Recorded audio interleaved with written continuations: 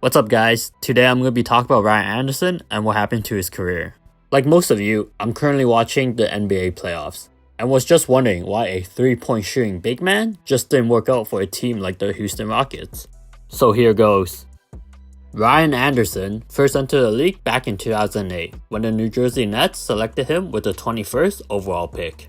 However, he only played one season with the Nets as he was traded to the Orlando Magic along with Vince Carter for Rafer Alston, Tony Battie, and Courtney Lee in the 2009 NBA offseason.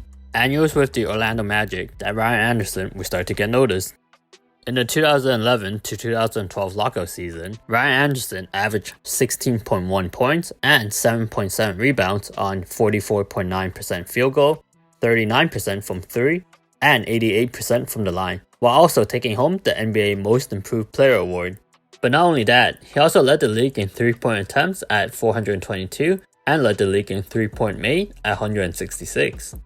So before Steph Curry, before James Harden, before everyone in the league was shooting threes, it was this guy right here that was leading the league in 3-point attempts and make. This type of shooting would quickly establish Ryan Anderson as one of the NBA's top shooters.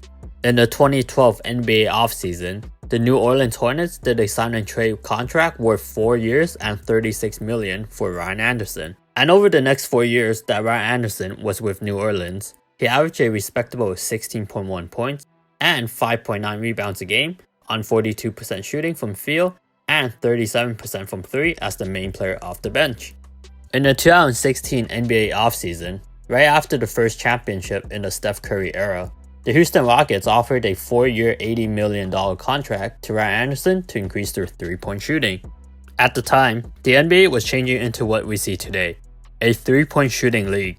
In hindsight, this was a very fair contract for him, since there weren't a lot of great 3-point shooting big men in the league at the time. During Ryan Anderson's first year with the Rockets, he averaged 13.6 points, 4.6 rebounds, and 1 assist on 42% field goal, 40% from 3, and 86% from the line.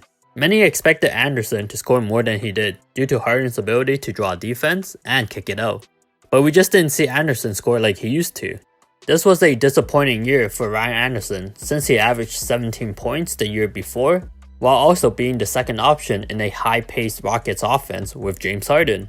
But things became even worse in the playoffs. During the 2017 playoffs, Ryan Anderson's shooting just plummeted.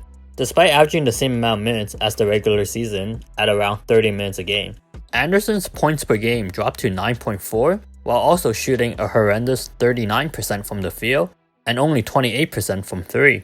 Since Anderson wasn't known as a great defender, in fact, he was a horrible defender. He didn't offer anything else on the floor when he was shooting horribly, and this is basically what drove him out of the league.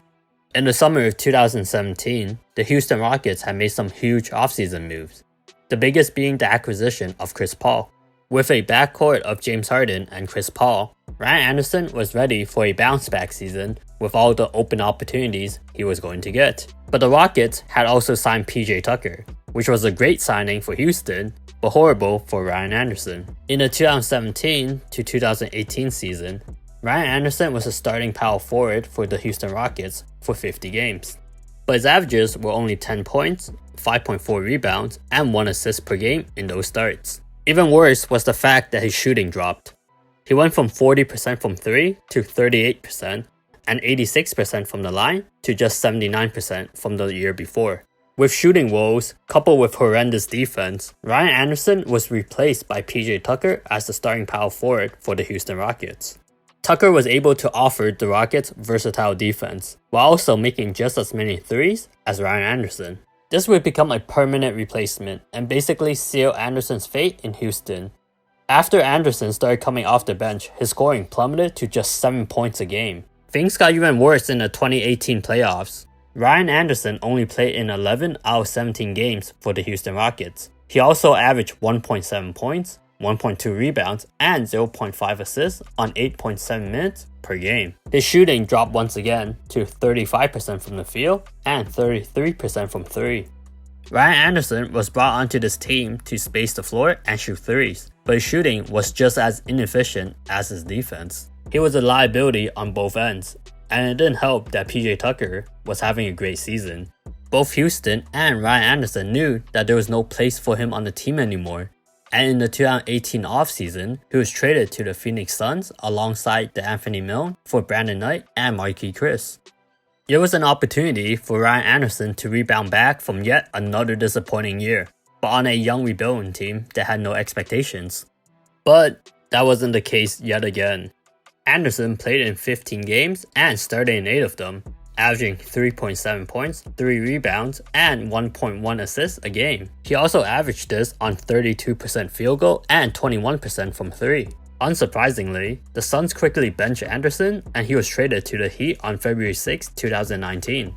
While playing for the Heat, Ryan Anderson only played in 10 games and averaged career low 0.7 points on 22% from the field and 33% from 3.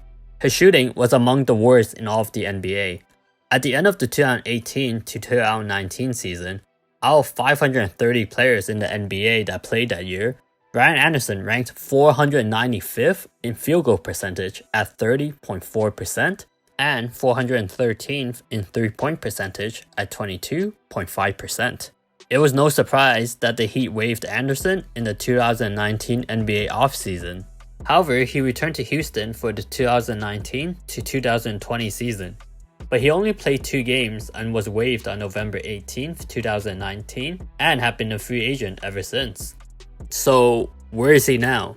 Well, Ryan Anderson is still currently a free agent. Funny enough, when Anderson was waived by the Heat, he was still guaranteed money. From now to 2022 offseason, the Miami Heat will continue to pay Ryan Anderson $5.2 million a year. Do you guys think another team will give him a shot? Personally, I don't think any teams will. Ryan Anderson's shooting has just become worse as the years went on, and with his terrible defense, there just isn't anything else that he can offer anymore. He was probably put in the best situation for him, the Houston Rockets, but still couldn't figure it out. His shooting and defense were bad before he was traded and waived. I don't see it getting any better after almost a year away from playing. But let me know what you guys think in the comments section below, and I'll catch you guys next time.